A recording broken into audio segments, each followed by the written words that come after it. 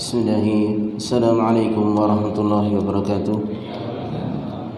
Innal hamdalillah nahmaduhu wa nasta'inuhu wa nastaghfiruh wa natubu ilayhi wa na'udzu billahi min shururi anfusina wa sayyiati a'malina. Man yahdihillahu fala mudilla lahu wa man yudlil fala hadiya lahu. Asyhadu an la ilaha illallah wahdahu la syarika lahu wa asyhadu anna Muhammadan 'abduhu wa rasuluh sallallahu alaihi wa ala alihi wa ashabihi wa man tabi'ahum bi ihsanin ila yaumil qiyamah. يا أيها الذين آمنوا اتقوا الله حق تقاته ولا تموتن إلا وأنتم مسلمون يا أيها الناس اتقوا ربكم الذي خلقكم من نفس واحدة وخلق منها زوجها وبث منهما رجالا كثيرا ونساء واتقوا الله الذي تساءلون به والأرحام إن الله كان عليكم رقيبا يا أيها الذين آمنوا اتقوا الله وقولوا قولا سديدا يصلح لكم أعمالكم ويغفر لكم ذنوبكم ومن يطع الله ورسوله فقد فاز فوزا عظيما أما بعد فإن أصدق الحديث كتاب الله وخير الهدي هدي محمد صلى الله عليه وسلم وشر الأمور محدثاتها وكل محدثة بدعة وكل بدعة ضلالة وكل ضلالة في النار عاذنا الله وإياكم جميعا من النار. Jamaah salat isya rahimani wa rahimakumullah yang dirahmati Allah Subhanahu wa taala dan saya cintai karena Allah Subhanahu wa taala. Alhamdulillah, kita panjatkan puji syukur kehadirat Allah Subhanahu wa taala yang mana sampai pada malam hari ini kita masih mendapatkan limpahan hidayah dan taufik dari Allah Subhanahu wa taala sehingga kita mau dan mampu menjalankan ibadah kepada Allah Subhanahu wa taala yang merupakan tujuan kita diciptakan di dunia ini, yaitu beribadah kepada Allah Subhanahu wa taala. Dan mudah-mudahan Allah Subhanahu wa taala menerima ibadah salat isya yang baru saja kita kerjakan. Allahumma amin. Baik, kita lanjutkan sebagaimana biasanya, yaitu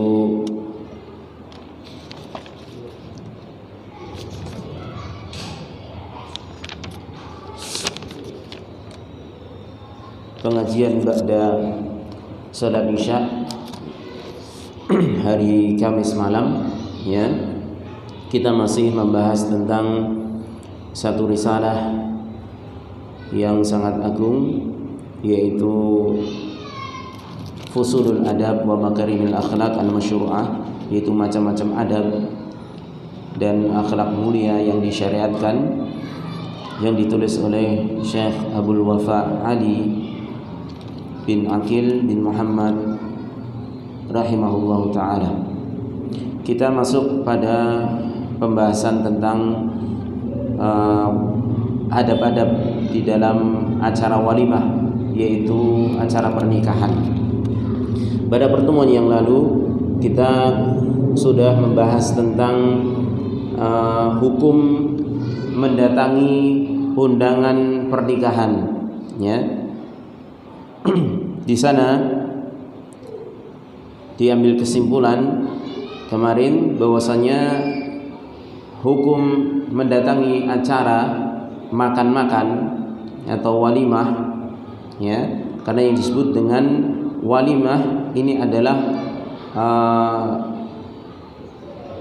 yaitu sun'ul tu'am, yaitu membuat makanan. Artinya undangan tersebut memang dalam rangka untuk makan-makan, ya.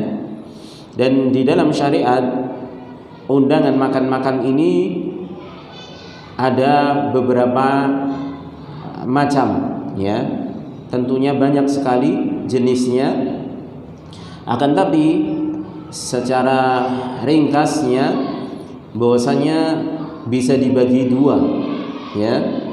Yang pertama, undangan khusus walimatul urus, yaitu undangan makan-makan yang itu dalam rangka acara pesta pernikahan.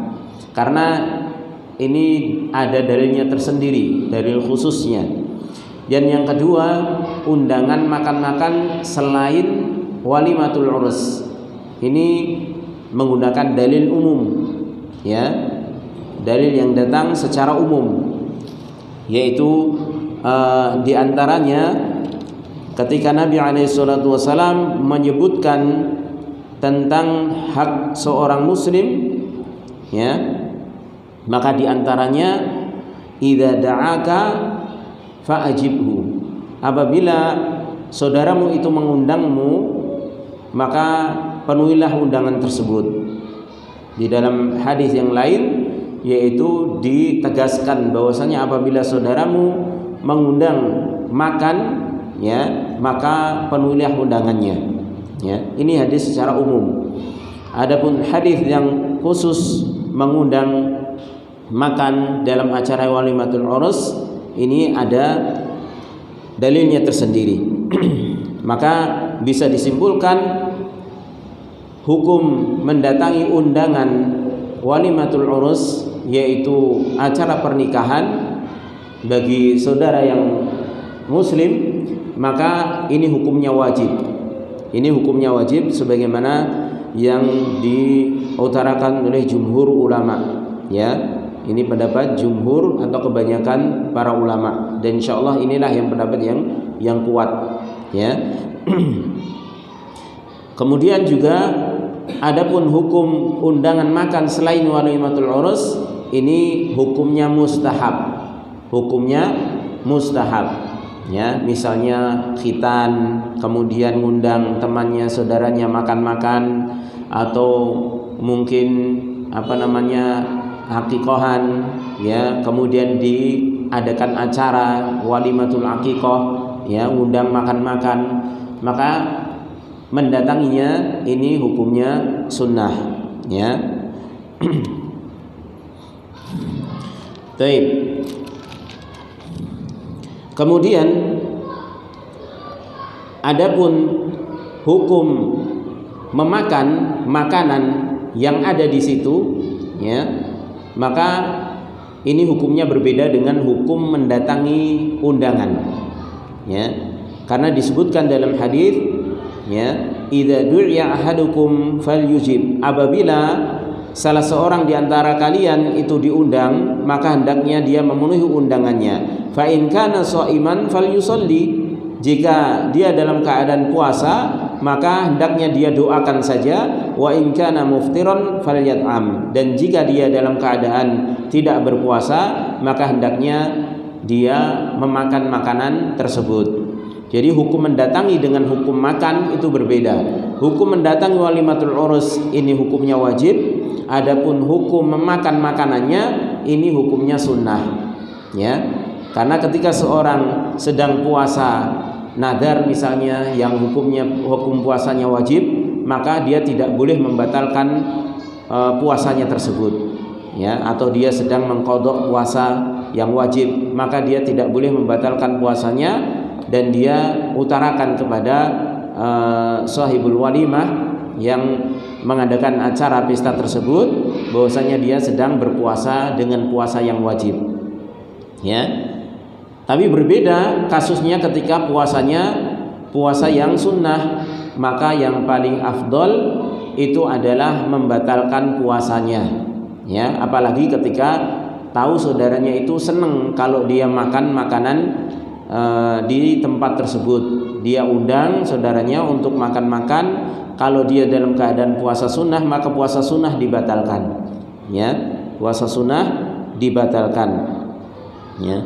Karena Rasulullah SAW ketika melihat seorang sahabat yang sedang berpuasa sunnah, kemudian dia tidak mau makan jamuan dari sahabat yang lainnya, maka Rasulullah SAW bersabda, da'akum akhukum wa takallafa lakum aftir wasum makanahu yauman in syi'ta.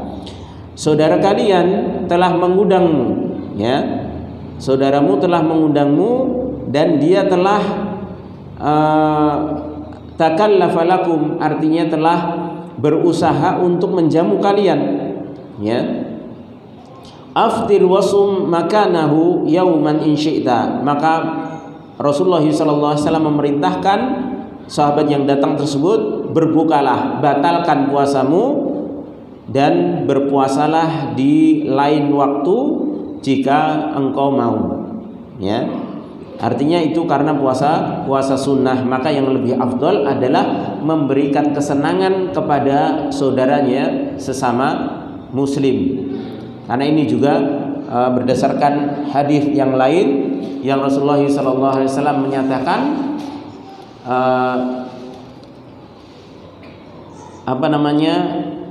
benar-benar aku menemani kebutuhan saudaraku, ya, itu lebih aku cintai dibandingkan aku beriktikaf selama 1 bulan di masjid ini, yaitu Masjid Nabawi. Ya, iktikaf 1 bulan, ya, dibandingkan dengan hanya menemani kebutuhan saudaranya, ngancani, ya, saudaranya butuh diantar kemana misalnya, ya, butuh ditemani kemana misalnya, ya, itu lebih Rasulullah SAW cintai dibandingkan beliau iktikaf selama 1 bulan di Masjid Nabawi. Padahal yang namanya iktikaf itu isinya ibadah tok, ya, isinya ibadah, baca Quran, kemudian sholat, ya, kemudian puasa. Biasanya orang iktikaf kan puasa, ya. Ini lebih dicintai oleh Rasulullah untuk mengantarkan kebutuhan saudaranya, menemani kebutuhan saudaranya, hanya menemani ini, ya. Lalu bagaimana lagi kalau itu menemani ditambah lagi meringankan atau bahkan membantu, ya, maka ini tentunya keutamanya lebih besar, ya. Itu di Masjid Nabawi, ya, di Masjid Nabawi yang pahalanya sholat di Masjid Nabawi itu berlipat 1000, ya, dibandingkan masjid yang lainnya kecuali Masjidil Haram, ya. Baik, maka ketika diundang untuk makan saudaranya di acara walimatul urus, ya, ataupun walimah yang lainnya, acara yang lainnya, ya, maka kalau puasanya itu sunnah hendaknya dibatalkan, ya, hendaknya dibatalkan karena ini ada perintah dari Nabi SAW yang menunjukkan itu lebih afdal untuk menyenangkan saudaranya yang mengundang, ya. Taib. Kemudian kita masuk pada pembahasan berikutnya. Qala al-muallif rahimahullah, berkata penulis di sini, wa inna ma yustahabbul ijabatu ilaiha idza lam yakun fiha la'ibun wala munkarun wala lahwun fa in kana fiha muharramun harumatil ijabah wa in kana fiha makruhun kurihatil ijabah. Dan sesungguhnya disunnahkan untuk mendatangi undangan walimatul urus tersebut. Ini pendapat dari penulis Syahabul Wafa, ya, bin Ali bin Muhammad bin Aqil bin Muhammad rahimahullahu taala, ya. Beliau bermadhab Hambali, tapi yang masyhur dari madhab Hambali, madhabnya Imam Ahmad bin Hambal, itu adalah wajib, ya, itu adalah wajib. Tapi di sini beliau berpendapat sunnah, ya. Dan kita telah menyampaikan kemarin, insyaallah yang rajih adalah wajibnya mendatangi undangan walimatul urus, khusus walimatul urus, ya, undangan pernikahan. Jadi kata beliau, wajibnya atau sunnahnya tersebut idza lam yakun fiha la'ibun, apabila di dalam acara tersebut tidak ada la'ibun, permainan yang terlarang, ya, wala munkarun, dan tidak ada kemungkaran, ya, permainan terlarang, misalnya judi. Judi kan dikatakan permainan, ya, tapi terlarang, ya. Wala munkarun, dan tidak ada kemungkaran, ya, hal-hal yang melanggar syariat. Yang paling banyak kita dapati yaitu tentang adanya permainan alat musik, ya, permainan alat musik, dan ini sudah menjadi satu hal yang rahasia umum.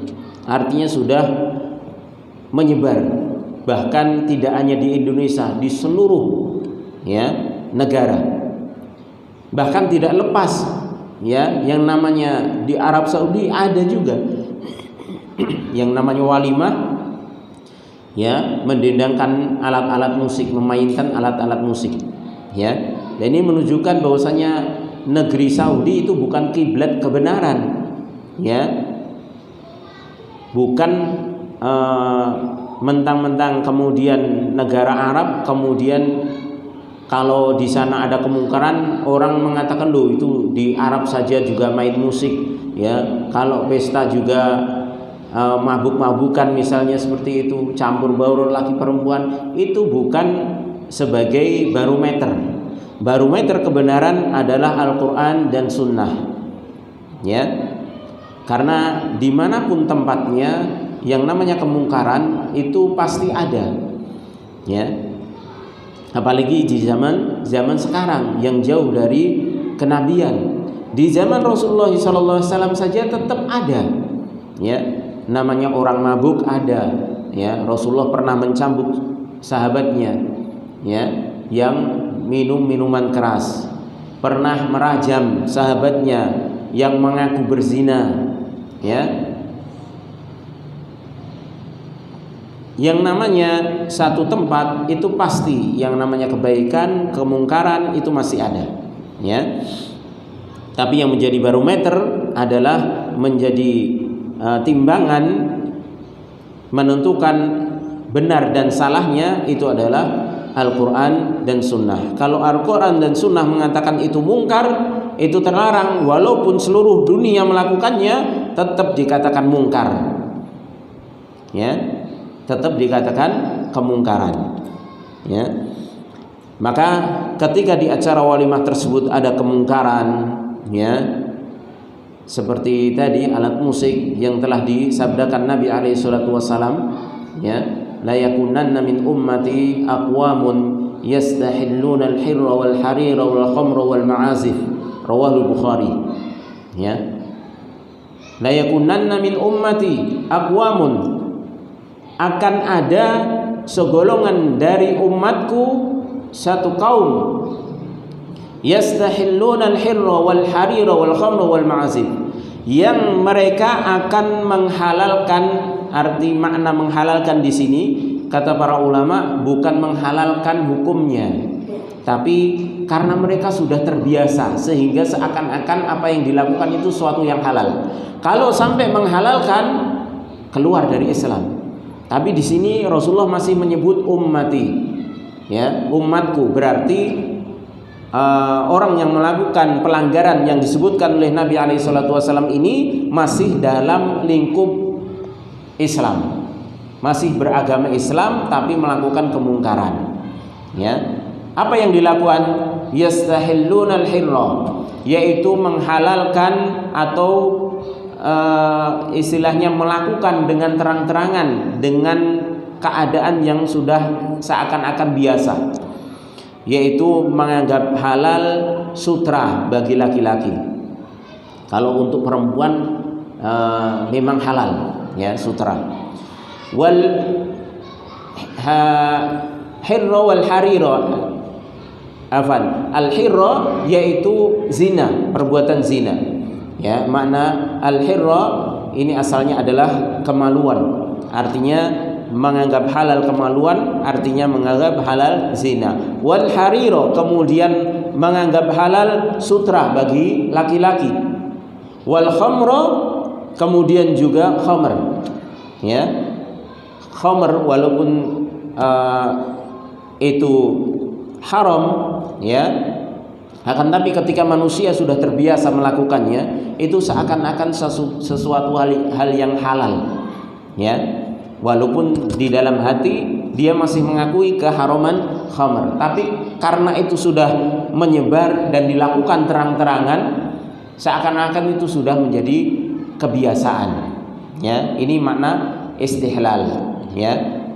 Kemudian wal ma'azif, dan alat-alat musik, dan alat-alat musik. Ini Rasulullah SAW gandengkan penghalalan alat musik dengan 3 hal yang telah disepakati, ya, yaitu sutra, kemudian zina, kemudian minuman keras. Ini disandingkan dengan alat musik, ya, disandingkan dengan keharaman alat musik, menunjukkan bahwasanya keharaman alat musik ini juga merupakan min kabairil dzunub, termasuk dosa besar, ya. Maka ketika di acara walimah tersebut ada alat musiknya, ada didengarkan di situ alat-alat musik, ya, maka ini satu kemungkaran. Wala lahwun, dan tidak boleh juga ada lahwun, sesuatu yang sia-sia, ya, sesuatu yang sia-sia yang bisa mengarah kepada kemungkaran, ya. Fa in kana fiha, maka kalau hal-hal tersebut ada dalam acara walimah tersebut, muharramun, ya, hal-hal yang diharamkan tersebut ada, hurimatil ijabah, maka diharamkan pula untuk mendatanginya, ya. Wa in kana fiha makruhun, dan jika di situ ada sesuatu hal yang makruh, kurihatil ijabah, maka makruh pula didatangi, dipenuhi undangannya. Kalau ini masih ringan, ya, masih ringan, karena makruh itu sebagaimana didefinisikan bahwasanya orang yang melakukan sesuatu yang makruh itu tidak mendapatkan dosa, tapi kalau dia tinggalkan dia mendapatkan pahala, ya. Tapi kalau sesuatu yang haram, maka jelas, ya, orang yang mendatanginya otomatis dia akan berdosa, dan ketika dia tidak mendatanginya dia mendapatkan pahala, ya. Jadi ini yang diberikan catatan oleh penulis di sini tentang bolehnya atau mustahabnya atau kita katakan wajibnya mendatangi walimatul urus, yaitu undangan pernikahan. Kemudian dijelaskan oleh Syekh Khalid Al-Musyaiti hafizallah, hunaka syurutun lil ijabah. Maka di sana ada syarat-syarat, ya, kapan undangan walimah tersebut itu wajib dipenuhi. Artinya wajib untuk didatangi. Kapan? Ada syaratnya. Asyaratul awal, syarat yang pertama, ala yakuna hunaka syai'un muharramun, ya, bahwasanya di sana dalam acara tersebut tidak ada sesuatu yang diharamkan, ya. Fa in kana fiha munkarun aw muharramun fa innahu la yajuzu an yujiba. Maka kalau ada di sana kemungkaran kemudian keharaman, maka tidak boleh untuk mendatangi atau memenuhi undangan tersebut. Illa idza kana yaqdiru ala taghyiril munkar fa innahu yujibu, ya, kecuali kalau dia mampu untuk merubah kemungkaran, maka dia datangi, ya. Misalnya yang ngundang temannya akrab, ya, pas di situ kemungkarannya mungkin pas nyetel musik dangdutan, campur sari, ya, karena dia teman akrab dia mampu datangi, ya, dia katakan, "Hei saudaraku, ya, bahwasanya aku ini mencintaimu karena Allah Subhanahu wa taala," ya, dimukadimai, kemudian katakan, dinasihati, ya, bahwasanya ini enggak boleh, ini perbuatan yang nanti bisa menghilangkan berkah, ya, dari pernikahan, ya, apalagi engkau menikahkan anakmu, ya, bukankah engkau menginginkan keberkahan dari Allah Subhanahu wa taala? Lalu bagaimana keberkahan itu akan didapatkan kalau di awal acara pernikahan itu sudah membuat murka Allah Subhanahu wa taala, ya. Lalu bagaimana nanti di dalam mengarungi kehidupan rumah tangga kalau dimulai dengan kemaksiatan, ya. Maka kalau dia mampu seperti itu, maka dia datang. Bahkan bisa dikatakan dia wajib datang kalau dia mampu menasihati. Li'annahu yajma'u amrayn, karena ketika dia datang, kalau ada kemungkaran dan dia mampu untuk merubahnya, untuk menasihatinya, dia telah mengumpulkan dua perkara. Yang pertama, ijabatu dakwah, dia telah memenuhi undangan, ya, kewajibannya telah dia penuhi. Kemudian yang kedua, wa taghyirul munkar, kemudian dia telah merubah kemungkaran. Bukankah Rasulullah SAW menyatakan, man ra'a minkum munkaran falyughayyirhu biyadihi, fa in lam yastati' fa bilisanihi, fa in lam yastati' fa biqalbihi, fadzalika adhaful iman. Barang siapa yang melihat kemungkaran, maka hendaknya dia rubah kemungkaran tersebut dengan tangannya. Artinya kalau dia berkuasa, seperti seorang bapak melihat anaknya atau istrinya tidak melaksanakan sholat, kemungkaran, maka dia harus paksa, ya, dia harus benar-benar menyuruh keluarganya tersebut, karena dia berkuasa menjadi seorang pemimpin untuk melaksanakan sholat, ya.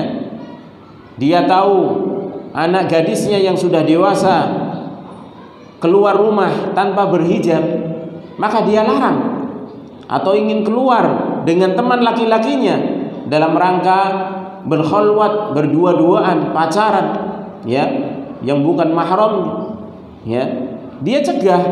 Dia bisa untuk mencegah karena dia kepala keluarga. Ar-rijalu qawwamuna 'alan nisa, ya, suami itu pemimpin di dalam keluarganya.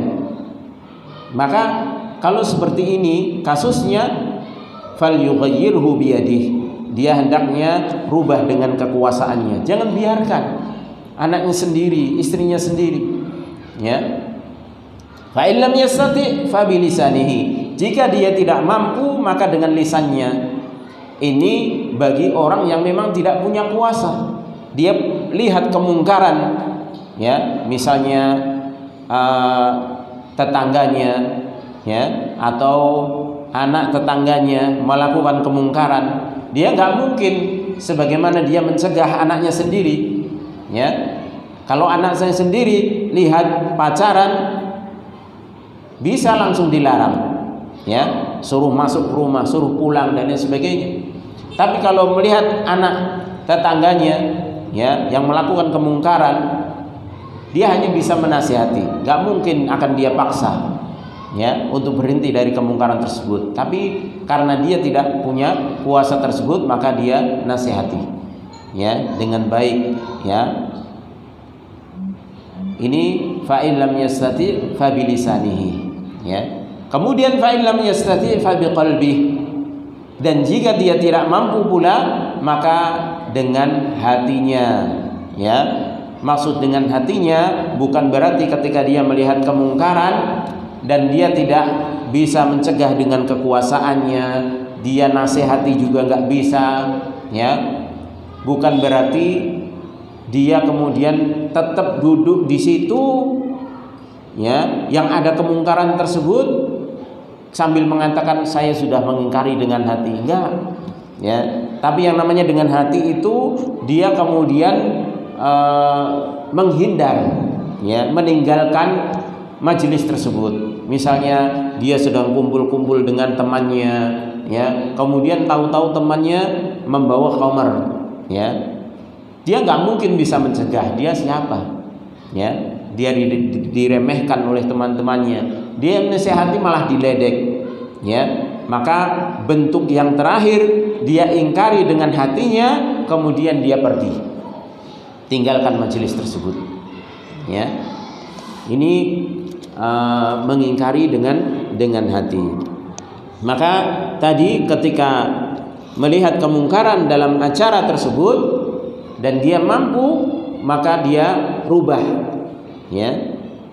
Dia rubah dengan mendatanginya, sehingga dia mendapatkan dua keutamaan, yaitu memenuhi undangan, kemudian merubah kemungkaran. Wa yadullu lima dhahaba ilaihi al-musannifu rahimahullahu ta'ala qaulullahi azza wa jalla wa idza ra'aital ladzina yakhuduna fi ayatina fa'arid anhum hatta yakhudu fi haditsin ghairih.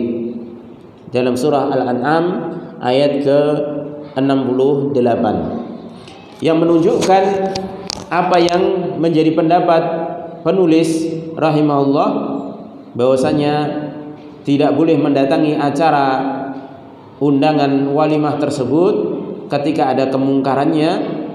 Ini berdasarkan firman Allah Subhanahu wa taala, dan apabila engkau melihat orang-orang yang yakhuduna fi ayatina, yaitu mengolok-olok ayat-ayat kami, fa'arid anhum, maka berpalinglah dari mereka, hatta yakhudu fi haditsin ghairih, sampai mereka membicarakan dengan pembicaraan yang lain. Artinya sudah tidak mengolok-olok ayat-ayat Allah Subhanahu wa taala, ya.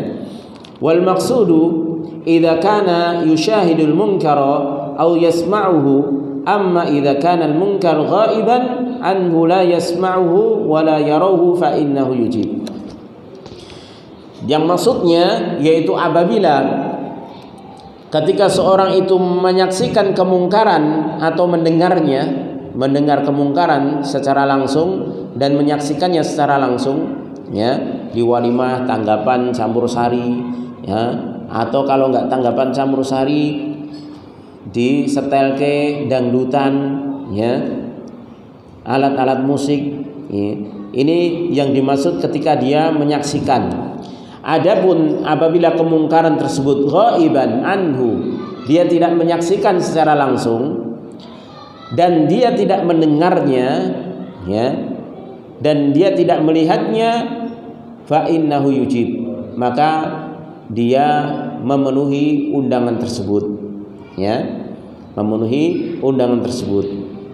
Maka di sini ada pembahasan sedikit tentang kemungkaran yang terjadi di acara walimatul urus, ya.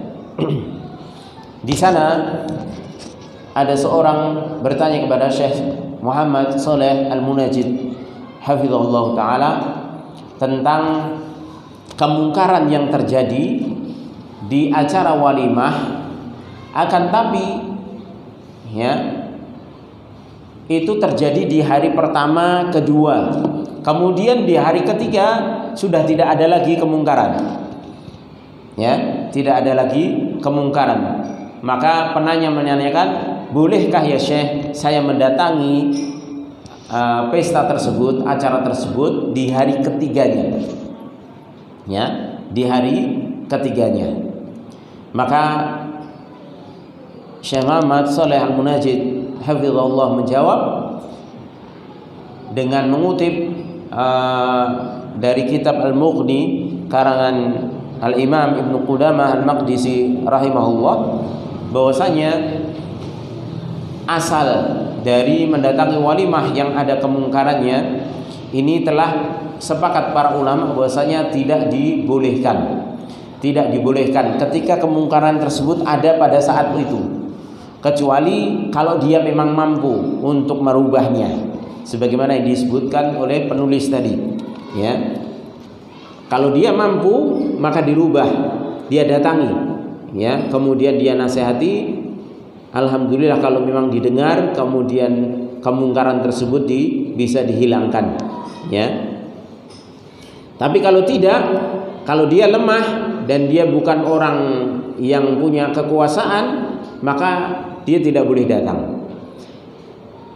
Kemudian tinggal masalah yang ditanyakan, yaitu ketika kemungkaran itu dilakukan di hari pertama, kedua, ya. Misalnya hari pertama nanggap campur sari, hari kedua nanggap apalagi, ya, istilahnya dangdutan apalagi dan lain sebagainya dari acara kemungkaran, atau di situ jelas-jelas ada orang-orang yang minum khamar, main judi, ya. Kemudian di hari ketiganya masih pesta, ya, tapi nggak ada sama sekali kemungkaran, ya. Dan ini dikatakan Syekh, ini terjadi di negara-negara Timur Tengah, ya, yang mereka notabene tahu agama, sehingga mereka membagi hari itu dibagi. Yang pertama khusus orang-orang yang mau acara-acara seperti itu, acara-acara kemungkaran, kemaksiatan, ya. Hari kedua, kemudian hari ketiga yang tidak ada kemungkaran itu khusus bagi orang-orang yang mereka katakan orang yang soleh dan lain sebagainya, ya. Maka kata Syekh, tetap tidak boleh mendatangi acara tersebut walaupun di hari ketiga tidak ada kemungkaran. Apa alasannya? Karena alasannya yaitu yang pertama dikatakan acara walimah itu adalah wahdatun wahidah, ya, satu kesatuan, ya. Mau dijadikan hari pertama, kedua, ketiga, itu semuanya walimah untuk acara tersebut, ya, untuk satu acara tersebut. Maka ini harus diperhatikan kata Syekh, ya. Yang kedua alasannya, dan ini yang paling masuk akal, yang kuat, bahwasanya bagi seorang muslim, ya, itu tidak boleh mendatangi walaupun kemungkaran itu sudah berlalu di acara tersebut, ya. Dia mendatang di hari ketiganya dikarenakan dia menjaga muruah, ya, dia menjaga wibawanya sebagai seorang muslim, apalagi kalau dia orang yang terkenal ahlul ilmi, ya, seorang ustadz, seorang alim ulama, kiai, ya, dan tokoh agama misalnya, ya.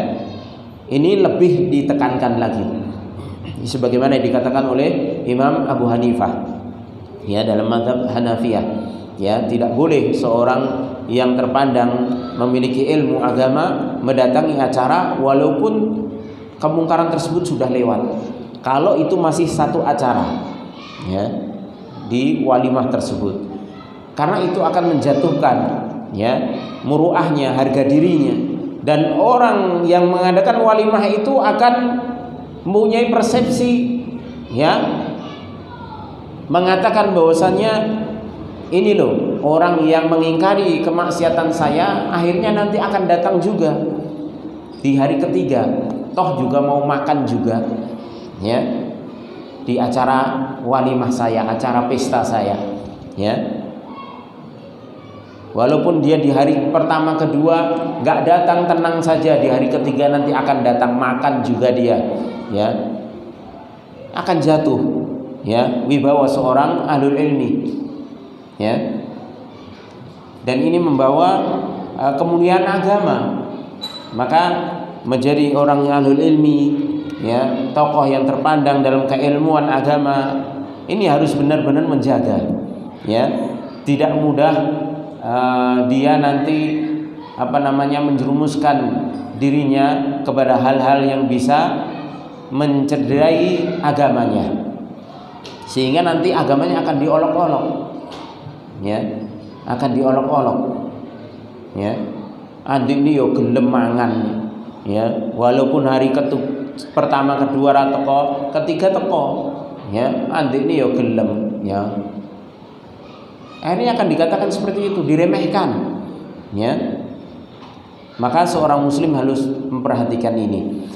Dan kalau dia tidak datang, itu juga sebagai pelajaran, ya, bagi orang yang mengadakan walimah tersebut, ya, bahwasanya hal tersebut benar-benar suatu kemungkaran dan menunjukkan bahwasanya kita ini hanya mencari ridha Allah Subhanahu wa taala, ya. Kemarin dalam kajian Ustadz Abu Nafi Sugadi hafizahullah kan juga sudah disampaikan kan bagaimana kita di antara mencari ridha Allah Subhanahu wa taala itu harus benar-benar mengutamakan ridha Allah Subhanahu wa taala itu walaupun dengan resiko kemurkaan manusia, ya. Makanya dalam sebuah hadis yang disebutkan kemarin dalam riwayat Tirmidzi, hadis sahih li ghairihi, bahwasanya Nabi alaihi salatu wasallam mengatakan manil tamasa ridallah bisakhatin nas, ya, radhiyallahu anhu wa arda anhu nas. Barang siapa mencari keridhaan Allah dengan resiko kemurkaan manusia, ya, dibenci manusia, maka Allah Subhanahu wa taala akan ridha kepada dirinya. Dan Allah akan buat manusia pun ridha kepada dirinya. Bagaimana bisa manusia itu yang awalnya benci dibuat ridha oleh Allah Subhanahu wa taala? Mudah. Ya. Ini menunjukkan bahwasannya mungkin di awalnya manusia itu benci. Ya. Tapi kebencian itu tidak akan pernah selamanya. Allah akan turun tangan untuk merubah hati-hati manusia yang semula benci tersebut menjadi ridha, dan itu mudah bagi Allah Subhanahu wa taala. Tapi sebaliknya, wa manil tamasa ridhan nas bi sakhatillah, ya, sakhitallahu alaihi wa askhata alaihi nas. Barang siapa yang mencari keridhaan manusia dengan resiko kemurkaan Allah Subhanahu wa taala, maka Allah akan murka kepada dirinya dan membuat manusia murka kepada dirinya pula. Yang awalnya di awal manusia mungkin senang ridho kepada dirinya. Oh ya, ini wong iki wis blater tenan iki, ya. Gelem ngumpuli masyarakat, wis apa-apa gelem, jak mendem gelem, jak main gelem, jak ning masjid yo gelem, wis apa-apa pokoke gelem, ya. Mungkin di awal manusia akan ridho, akan mengacungkan jempol, ya, tapi itu tidak akan selamanya, ya, karena Allah zat yang membolak-balikan hati manusia. Hanya sebentar keridhaan tersebut, keridhaan yang semu, yang pada akhirnya Allah akan membalikkan hati manusia dan menjadi murka, ya. Maka ini perlu diperhatikan, ya. Apalagi kita seorang yang sudah dikenal di masyarakat, ya, orang yang ngaji, ya, orang yang senantiasa pergi ke masjid, maka mendatangi acara-acara semacam ini harus diperhatikan. Kalau memang ada kemungkaran, jangan datangi, ya. Dan kalau bisa menyampaikan udzur, maka sampaikan, ya. Itu sebagai bentuk sekaligus nasihat, ya, sebagai bentuk nasihat, ya. Jangan sampai kita mengutamakan keridhaan manusia di atas keridhaan Allah Subhanahu wa taala. Pasti Allah akan murka dan akan membuat manusia murka pula. Tapi kalau kita mengutamakan keridhaan Allah Subhanahu wa taala, walaupun dengan resiko manusia murka, manusia belum tentu murka. Kalaupun murka di awal, ya, kalaupun manusia benci di awal, insya Allah Allah akan membuat manusia itu ridho pula, ya. Bisa jadi satu saat, ya, manusia tersebut itu mendengar nasihat kita, ya, kenapa kita melakukan seperti ini dan seperti ini, sehingga mereka bisa menerima dengan lapang dada. Baik. Kemudian syaratu tsani, syarat yang kedua. Tadi syarat yang pertama yaitu selama di acara tersebut tidak ada kemungkarannya, ya, seperti alat musik yang dimainkan, biduan wanita, ya. Kemudian juga kemungkaran-kemungkaran yang lainnya. Dan jenis kemungkaran tentunya bertingkat-tingkat. Ada yang haram, ada yang mungkin makruh, ya. Maka ini perlu dilihat. Maka di antara solusi, sebelum masuk ke syarat yang kedua, di antara solusi seperti kita mungkin katakan jagongan nek ranek musike ya piye, ya. Maka di antara solusi ini bisa kita minimal kita itu memutar, yaitu mungkin nasyid, ya, tentang walimah, ya, yang tidak ada musiknya. Itu alhamdulillah sudah banyak sekali, ya, nasyid-nasyid, ya, yang itu hanya syair-syair. Karena syair itu beda dengan alat musik, ya. Hukum syair itu berbeda dengan alat musik. Atau nyanyian yang kita sebut nyanyian.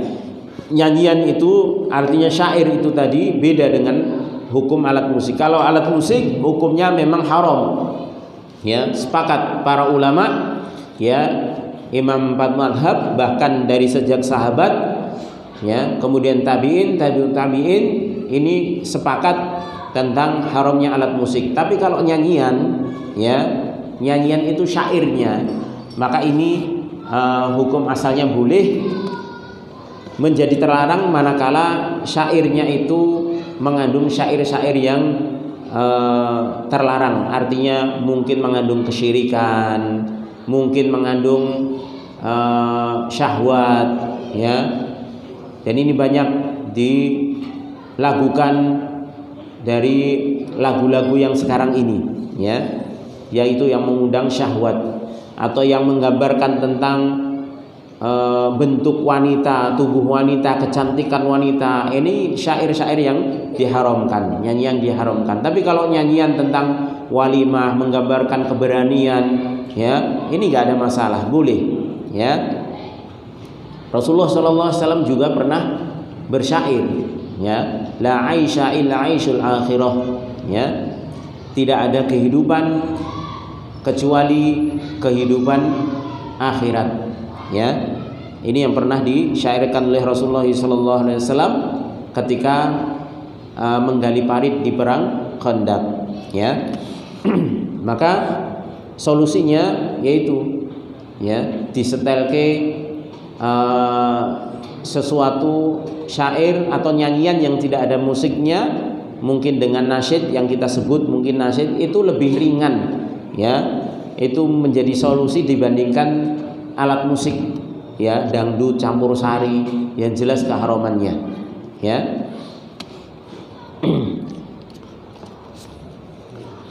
Baik. Kemudian asyartu tsani, syarat yang kedua, an yu'ayyinahu bid-da'wah fa in da'a al-jafala fa innahu la yajibu alaihi an yujiba. Syarat undangan walimah itu menjadi wajib, ya, yaitu manakala undangan itu ditakyin, artinya ditentukan namanya siapa, ya. Misalnya diundang di situ disebutkan Mas Ari misalnya, ya. Maka ketika tertentu tersebut sudah pasti ini namanya Mas Ari, maka ini menjadi wajib, ya.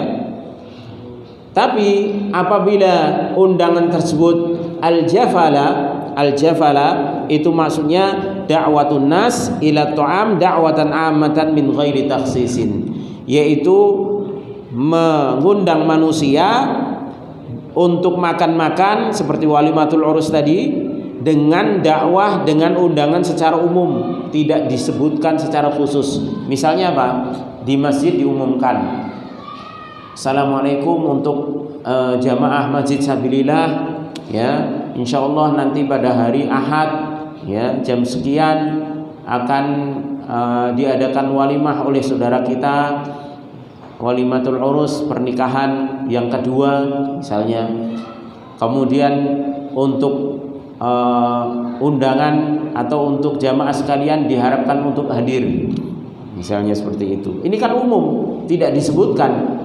Maka ketika tidak disebutkan semacam ini, maka tidak wajib. Fa innahu la yajib alaihi an yujiba, tidak wajib untuk memenuhinya, tapi mustahab.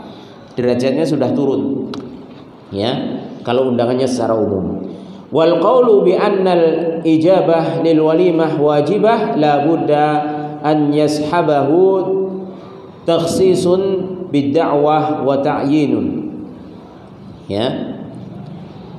Dan pendapat yang mengatakan wajib bagi walimatul urus itu mengharuskan syarat ini, yaitu harus khusus, undangannya khusus, ya. Dan ditentukan siapa orangnya, ya. Namanya disebut, ya, atau misalnya didatangi sendiri, ya. Tidak diumumkan di majelis secara umum atau misalnya di masjid seperti tadi. Amma law qala ghadan indana walimah wa halummu ila ta'ami wa nahwi dzalik fa innahu la yajibu alaihi an yujiba. Adapun kalau seandainya orang mengatakan besok saya akan mengadakan walimah, kalian datang semua ya, misalnya seperti itu, ya, maka kalau seperti ini itu tidaklah wajib, ya, tapi turun derajatnya kepada sunnah, ya, karena undangannya secara umum, ya. Taib. Ini syarat yang kedua, ya, yaitu undangan harus ditentukan secara khusus, namanya siapa, ya, atau didatangi rumahnya jelas, ya. Kalaupun nggak disebutkan namanya, kalau didatangi rumahnya atau diajak salaman ketemu di masjid, besok kamu datang ya ke tempat saya, itu wajib. Itu karena dikhususkan, ya. Beda kalau dengan diumumkan di depan, ya. Kemudian syarat yang ketiga, an yakuna da'iya, ya, musliman, yang mengundang itu orang muslim, ya, yang mengundang orang muslim. Fa idza kana ghairu muslimin dhimmiyan, ya, atau ghairu muslimin dhimmiyan fa innahu la yajibu alaihi an yujiba. Apabila yang ngundang itu bukan orang muslim, dhimmiyan itu bukan harbi, artinya bukan orang kafir yang memerangi kaum muslimin, ya. Mungkin dia orang kafir tapi tinggal di negeri kaum muslimin dan mendapatkan jaminan keamanan di negara tersebut. Itu namanya dhimmi, ya. Maka ketika yang ngundang dhimmi, maka tidak wajib untuk memenuhinya, ya. Tapi boleh, ya. Tapi tetap dibolehkan dengan syarat tidak ada acara yang berkaitan dengan keagamaan, ya. Hanya sekedar makan-makan, ya. Hanya sekedar makan-makan. Tapi kalau diundang, ayo acara pernikahan anak saya, ya, ini bukan orang muslim tapi diajak ke gereja, bahkan malah dimintai jadi saksi, ya. Nah, ini jelas ini lebih parah daripada orang yang mendatangi walimah yang ada musiknya tadi, ya. Kemungkarannya lebih parah, datang ke gereja jadi saksi, ya, atas pernikahan walaupun itu temannya, ya. Karena ini sudah ranah agama, sudah ranah akidah, harusnya lakum dinukum waliyadin. Tapi kalau diundang, besok saya acara makan-makan di restoran ini. Kenapa? Karena saya kemarin sudah nikahkan anak saya di gereja, diundang ke rumah makan mana misalnya. Datang, nggak ada masalah, ya. Kalau memang nggak ada kemungkaran yang ada, ya. Misalnya hanya makan-makan, nggak ada masalah datang, ya. Tapi bukan wajib, ya. Tidak sebagaimana seorang muslim yang mengundang, ya. Maka ini perlu diperhatikan, ya. Di situ ada acara sedang pemberkatan, ya nggak boleh datang pas itu, ya. Di acara-acara semacam itu, ya. Baik. Lakin hal yukrahu au yujiba au la yukrah. Nah, maka ini ada khilaf, apakah dimakruhkan untuk mendatangi atau tidak, ya. Fi dzalika khilafun walladzi yadhharu wallahu alam adamul karahah. Dan yang lebih nampak secara nas, ya, bahwasanya yang benar adalah tidak dimakruhkan untuk mendatangi acara pernikahan non muslim, ya, acara walimah dengan syarat-syarat tadi, ya. Li'anna Nabi sallallahu alaihi wasallam ajaba da'watul Yahudi, karena Rasulullah sallallahu alaihi wasallam juga pernah diundang makan oleh orang Yahudi dan Rasulullah mendatangi. Ya, Rasulullah mendatangi undangan makan tersebut. Ya, ini hadis diriwayatkan oleh Imam Ahmad. Ini dalil tentang tidak makruhnya mendatangi undangan makan yang mengundang non muslim, ya, selama tidak ada acara kemungkarannya, ya. Kalau ada acara kemungkarannya, jangankan non muslim, orang muslim yang ngundang saja kalau ada kemungkarannya maka tidak boleh datang, ya. Taib. Ini untuk orang-orang non muslim, dan orang non muslim itu terbagi dua, ahlul kitab dan musyrikin, ya. Adapun kalau ahlul kitab, kita datang, sembelihannya kita makan halal, nggak ada masalah, ya. Sebagaimana yang dilakukan oleh Nabi SAW dan juga para sahabatnya, pernah diundang makan, disuguhkan daging, ya. Waktu itu sempat para sahabat mengatakan, ya Rasulullah, ini orang-orang ahlul kitab, ya, orang yang Yahudi, ya, mereka ini disembelih dengan bismillah atau enggak, ya, ya. Maka Rasulullah mengatakan kul wasamillah, ya, kalian makan saja dan kalian yang mengucapkan bismillah, ya, karena yang tahu namanya ahlul kitab, mungkinlah bismillah, ya. Tapi karena mereka ahlul kitab dan Allah sudah menghalalkan sembelihan mereka, maka halal. Ada yang membaca bismillah kita, ya, ini sembelihan ahlul kitab. Kemudian Yahudi dan Nasrani, ya. Kemudian orang non muslim yang kedua, yaitu kaum musyrikin selain ahlul kitab, ya, selain ahlul kitab, selain Yahudi Nasrani itu musyrik, ya, orang non muslim tapi statusnya musyrikin, ya. Maka ini sembelihannya tidak halal. Jadi kalau diundang makan, ketika kita mungkin datang disuguhi sembelihannya sendiri, maka tidak boleh kita makan, ya, tidak boleh kita makan. Misalnya kita diundang sih tak boleh kepitik, ya, padahal agamanya Konghucu, ya, agamanya Hindu atau Buddha, ini bukan ahlul kitab, maka tidak boleh sembelihannya dimakan. Tapi kalau datang disuguhi ayam yang beli di pasar, nggak ada masalah. Ini bukan sembelihannya, perlu dibedakan ini, ya. Ayam ini bukan sembelihan dari orang musyrik tersebut, dia beli, ya, dia beli, ya. Bisa jadi kalau di Indonesia alhamdulillah banyak yang jualan muslim, ya, dia akan beli di situ, ya. Tapi kalau dia sembelih sendiri, ya tak boleh kese, ya, boleh ke pitik, boleh ke wedus, ya, maka tidak boleh dimakan. Termasuk orang yang meninggalkan sholat, ya, termasuk orang yang meninggalkan sholat. Nanti akan juga dibahas di sini, ya, sembelihannya tidak boleh dimakan.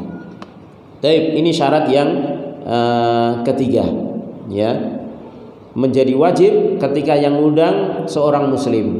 Tapi kalau selain muslim maka tidak wajib, tapi boleh mendatangi dengan syarat-syarat yang terpenuhi, yaitu tidak ada kemaksiatan, tidak acara keagamaannya bertepatan dengan acara keagamaannya, misalnya diajak datang ke gereja dan lain sebagainya, maka ini tidak diperbolehkan.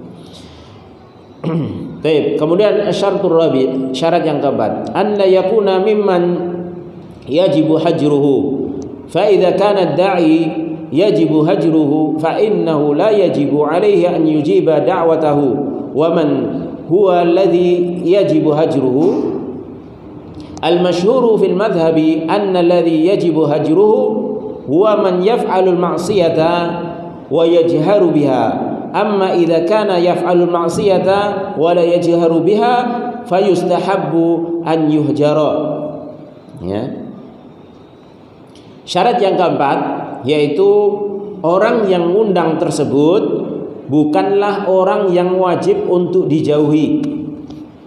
Apabila orang yang ngundang tersebut adalah orang yang wajib untuk dijauhi, maka tidak wajib untuk memenuhi undangannya. Kemudian di sini dijelaskan, wa man huwa alladhi yajibu hajruhu, siapa orang yang wajib dijauhi tersebut, ya. Al-masyhuru fil madhab, di dalam madhab Hanafi, ya, itu yang masyhur dijelaskan bahwasanya yang wajib dijauhi adalah orang yang melakukan kemaksiatan dan terang-terangan di dalam melakukan kemaksiatan, ya, terang-terangan di dalam melakukan kemaksiatan ini wajib untuk dijauhi, ya. Orang seperti ini kalau ngundang, maka tidak wajib kita untuk mendatanginya. Misalnya apa? Dia terang-terangan minum khamr, ya, terang-terangan, ya, sudah nggak malu lagi, terang-terangan judi, ya, melakukan kemaksiatan dan diterangkan, artinya tanpa tedeng aling-aling, ya. Maka orang semacam ini kalau ngundang, karena ini wajib untuk dijauhi, ya, dihajar, maka tidak wajib untuk dipenuhi undangan makan-makannya. Amma idza kana yaf'alu ma'siyah, ya, adapun ketika ia melakukan kemaksiatan wala yajharu biha, dan tidak ditampakkan kemaksiatannya, delik-delik, ya, yo salat di masjid, yo main, yo minum khamar, tapi delik-delik, ya, maka orang semacam ini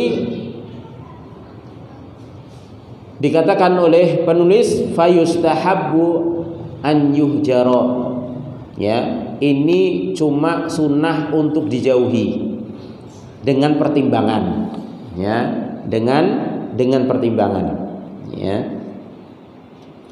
Pertimbangannya apa? Yaitu manakala dijauhi dia bisa sembuh dari kemaksiatannya. Wah, aku kok ditoi kanca-kancaku masjid ya. Ya susah iki. Wah, mergo aku konangan main, konangan minum khamr, konangan zina misalnya, naudzubillah, ya. Sehingga dijauhi teman-temannya. Teman-temannya ngundang nggak datang, ya, diundang nggak datang.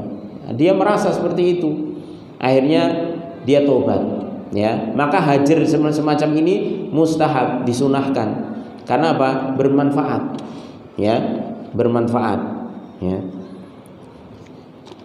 Warra'yu tsani, dan pendapat yang kedua, annal hajra dawaun yakunu indal maslahah, bahwasanya menjauhi orang pelaku maksiat itu adalah obat yang mengandung kemaslahatan. Fa idza kana fi hajrihi maslahatun taqtadi, ya, yakufu an hadha dzanbi wa tantahi al ma'siyah fa innahu yujhar.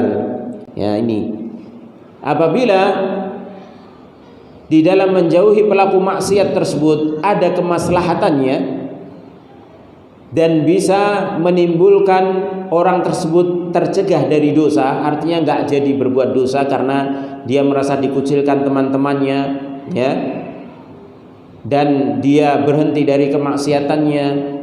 Kalau efeknya bisa seperti itu, maka dia dihajar, dijauhi untuk sementara, bukan selamanya, karena ini bentuk nasihat, ya. Karena Rasulullah SAW juga pernah menghajar sahabatnya yang melakukan kesalahan, tidak ikut perang dikarenakan menyepelekan, sibuk ngurusi kebun, ya, sibuk ngurusi kebun, padahal perang itu wajib. Rasulullah mewajibkan pada waktu itu, ya, sehingga ketika pulang, ya, dia tidak bisa mengutarakan uzurnya karena dia merasa memang salah, ya, karena terlalu sibuk mengurus kebunnya yang sedang berbuah, ya, di perang Tabuk, ya. Maka sahabat tersebut sudah pasrah, ya. Maka ketika itu didiamkan Rasulullah SAW selama 50 hari. Istrinya suruh ninggalkan dia, artinya dipisahkan sementara, suruh pulang ke rumahnya sendiri, Kemudian para sahabatnya tidak boleh menyalami dia, kalau dia salam nggak boleh dijawab. Jadi sahabat ini yang bernama Ka'ab bin Malik radhiyallahu taala anhu, ya, ini kisahnya dalam surah At-Taubah, dan dua temannya itu ketika sholat jamaah, itu udah sholat jamaah saja, dia sholat jamaah kemudian pulang, nggak ada yang ngajak bicara karena perintah Nabi SAW. Tapi akibatnya apa? Taubatnya diabadikan oleh Allah SWT, bahwasanya taubatnya diterima oleh Allah SWT. Sampai-sampai karena dia saking gembiranya dengan taubatnya yang diterima oleh Allah SWT, yang dicantumkan dalam surah At-Taubah, diabadikan dalam surah At-Taubah, dia ingin menginfakkan seluruh hartanya di jalan Allah. Subhanallah. Tapi ditolak oleh Nabi SAW. Ya, padahal dia ingin infakkan itu karena ini loh yang membuat saya jadi ketinggalan perang, nggak mau ikut perang di perang Tabuk, padahal perang-perang lainnya dia ikut.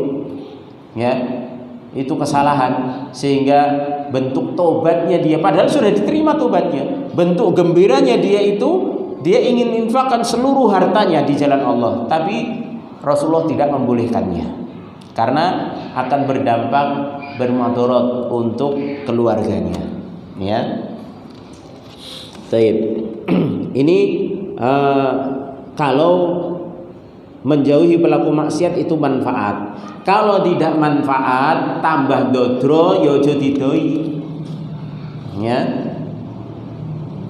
didoi pelaku maksiat, tenang wae, bolo kuci akeh. Ya, mbok nengke ra masalah. Ya, ini namanya bukan maslahat. Maka ketika itu dia tidak boleh dijauhi. Ya cukup kalau dia ngundang, nggak usah datang saja. Kalau memang dia pelaku maksiat yang terang-terangan, ya, sambil kemudian di lain waktu dinasehati, ya, dinasehati, dan kita utarakan, ya, bahwasanya kita tidak datang karena alasan yang seperti ini. Kita terangkan dengan baik sekaligus kita nasihati, ya. Maka kata penulis di sini, amma idza lam yakun dawaan fal aslu huwal qiyam bihaqqil muslim. Apabila menjauhi pelaku maksiat itu tidak menjadi obat, maka asalnya tetap dipenuhi hak sesama muslim. Ya, karena Rasulullah SAW menyatakan hakul muslim alal muslim sittun, ya, hak seorang muslim atas muslim yang lain itu ada 6, di antaranya wa idza da'aka fa'ajibhu, apabila dia mengundangmu maka penuhilah undangan tersebut. Hadis diriwayatkan oleh Imam Muslim, ya. Taib, ini 4 syarat, dan insyaallah nanti pada pertemuan yang akan datang akan ada tambahan beberapa syarat lagi yang dikemukakan oleh Syekh Khalid Al-Musyaiqi selaku pensyarah dari kitab ini, hafizahullah taala. Insyaallah kita cukupkan dulu pada pertemuan malam hari ini, ya. Jadi ringkasnya 4 syarat yang telah kita pelajari untuk menjadikan undangan walimah itu wajib. Yang pertama, ketika tidak ada acara kemaksiatan, kemungkaran seperti musik, ya, alat-alat musik, kemudian diedarkannya khamr, kemudian judi dan kemungkaran-kemungkaran lainnya, ya. Kemudian juga yang syarat yang kedua, ketika undangan tersebut ta'yin atau khusus, memang disebut nama atau didatangi langsung oleh orangnya, ya, dan kita diundang untuk ke sana, yaitu untuk mendatangi walimah tersebut. Maka ketika khusus, ya, undangan tersebut tertera nama kita, maka kita wajib untuk mendatanginya. Tapi kalau undangan tersebut umum, maka ini tidak wajib.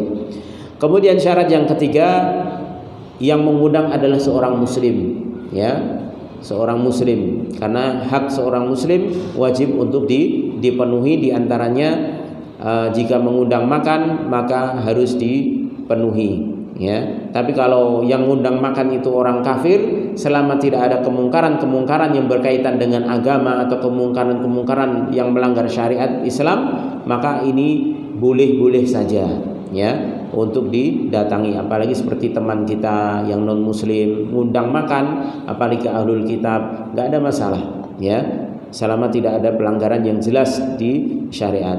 Kemudian syarat yang keempat, ya, orang tersebut tidaklah wajib untuk dijauhi, ya.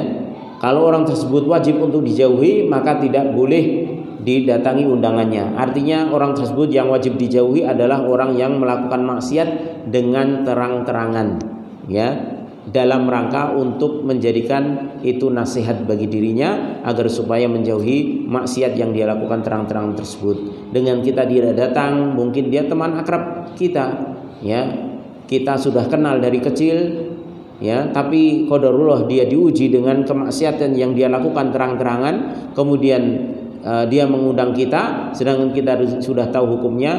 Maka kalau kita prediksi kita nggak datang, itu bisa membuat dia, ya, bisa kembali, ya, maka kita nggak datang, ya, walaupun di situ nggak ada maksiatnya, ya, cuman karena dia itu pelaku maksiat, ya, yang terang-terangan, ya.